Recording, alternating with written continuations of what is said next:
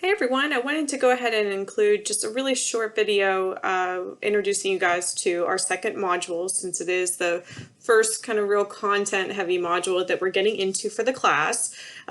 So if you hadn't noticed already, the discussion board is open. I noticed some people posted early in there, and that is completely fine.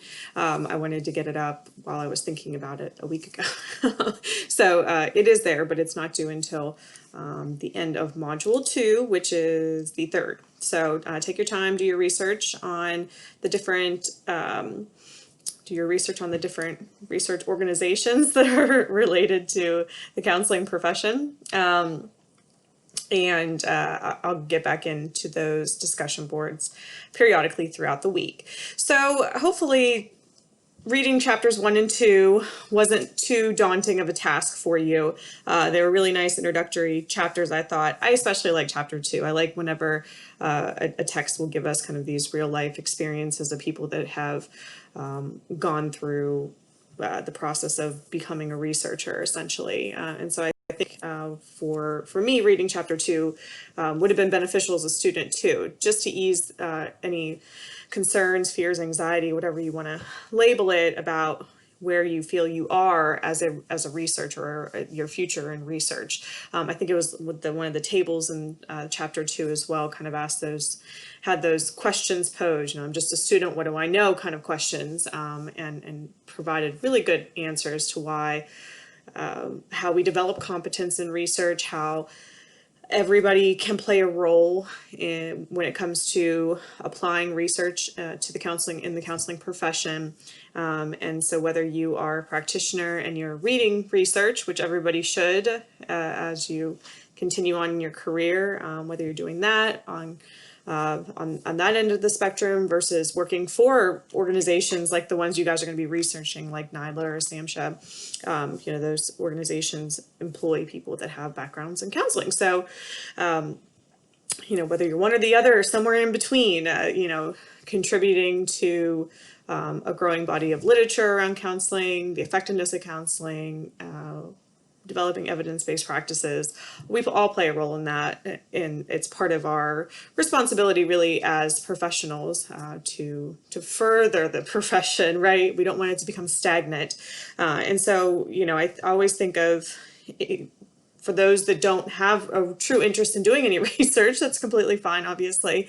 Just think of all the other professions that are out there that help people, all the other helping professionals, the allied health professionals that are, we have requirements to keep up with our continuing education, right? Once we're certified and licensed, we have to remain kind of up to date on topics that are timely, and on new research methods, on new techniques and strategies that we're using with clients. And so failing to do that, not looking at the research that's being done as we continue on with our professions. I mean, you wouldn't want to go and see any other professional who hadn't been keeping up, right, with the new research coming out. You wouldn't want to go see a doctor if they hadn't been getting their continuing eds, or if they weren't reading up about the latest way to do a surgery. You wouldn't want to go and see your dentist if the same applied. Maybe you would, I don't know. But in general, you want your professionals that you're seeking services from to be up to date and knowledgeable about the profession in order to best serve you. And so our clients are coming to us in the same way, right? And so they expect that of us. So it is, part of our responsibility to maintain those continuing educations as we go through our career.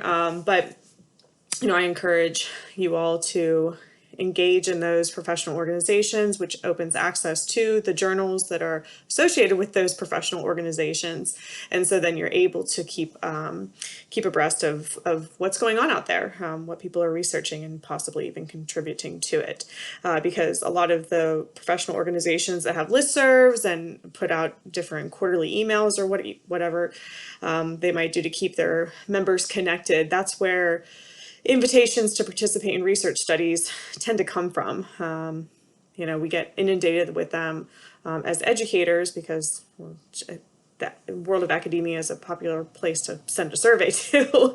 But there's if you're ever interested in participating in a study, there are plenty of opportunities out there for you, and so that's a way to contribute as well.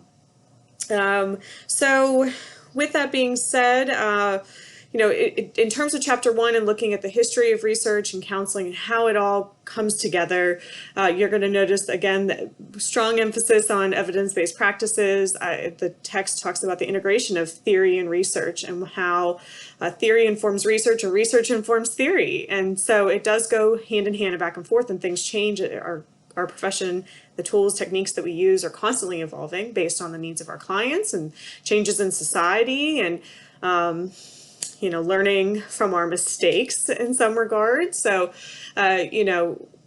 we have to have respect, I think, for either side of it. So if you're on the practice side of it and doing your part to inform the research side of it, if you're on the research side of it and doing your part to inform the practice side of it, then we're all working together. So with that, I will leave you guys to get into the extra supplemental readings that I have for you for the module. I know lots of reading this week, and I encourage you to look at all of the research resources that I provided. Again, you only have to pick one to talk about in the discussion post. So I hope that's clear for everybody. You don't have to comment on all of them in your discussion post, just focus on one. But try whenever you're getting back in there and commenting on your classmates' discussions that you're reading over. Maybe somebody that posted about a different resource, a different organization than the one that you posted about, so that way we're all learning new things about these really good organizations that are out there supporting evidence-based practice and scientific research that applies directly to the work that we do. So if you have any questions, please do let me know, and I hope you all have a great week.